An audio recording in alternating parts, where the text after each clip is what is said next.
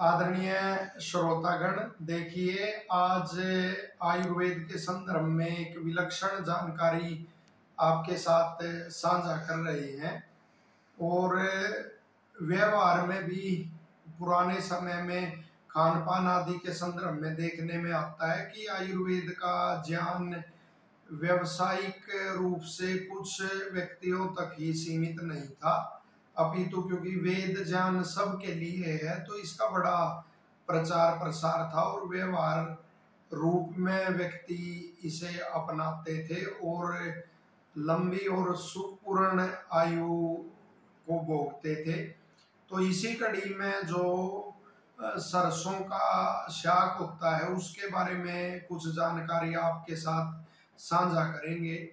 देखिए, शाक के रूप में जो प्रयोग किया जाता है उसमें पत्तर, पुष्प और फल, नाल, कंद और संस्वेदज, ये 6 प्रकार का शाक माना गया है और ये उत्तरोत्तर फिर भारी होता चला जाता है। इसमें और तो आप समझ गए होंगे, संस्वेदज उसे कहते हैं जो वर्षा ऋतु में पृथ्वी या गोबर आदि पर या कोई लकड़ी वृक्ष आदि पर जैसे उगाते हैं, सांप की छतरी जिसको बोलते हैं, तो ऐसे ही जो उगते हैं तो उन्हें संस्वेदज कहते हैं और यह दोष कारक होता है।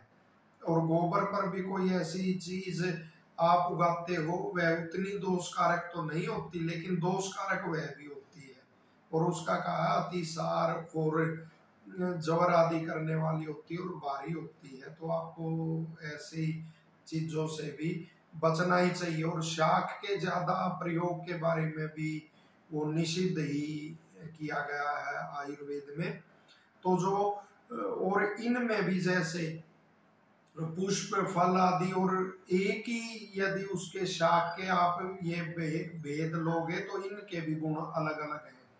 जैसे सरसों के यदि पत्ते का शाक आप बनाओगे तो वो तो बिल्कुल वर्जित माना गया है, त्रिदोष कारक उसे माना गया है, यानी वात, पित्त और कफ तीनों को बढ़ाने वाला वह होता है और सभी शाकों में निंदित माना गया है, ऐसा लिखा गया है।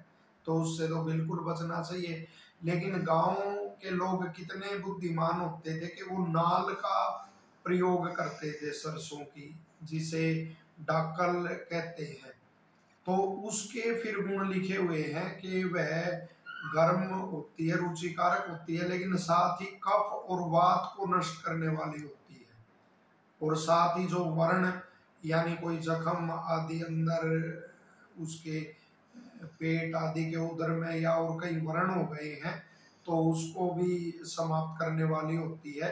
और साथ ही जो कोढ़ होता है, कुष्ठ होता है या दाद होते हैं तो उन्हें भी नष्ट करने वाली होती है। तो वो अल्प समय के लिए और इसका प्रयोग गांव में लोग करते थे, लेकिन अब बड़ा कम इसका प्रयोग किया जाता है और पत्ते का प्रयोग किया जाता है जो अच्छा नहीं रहता। तो आशा है ये जानकारी आपको लाभदायक लगेगी और लोक हित में इसे साझा करेंगे। धन्यवाद।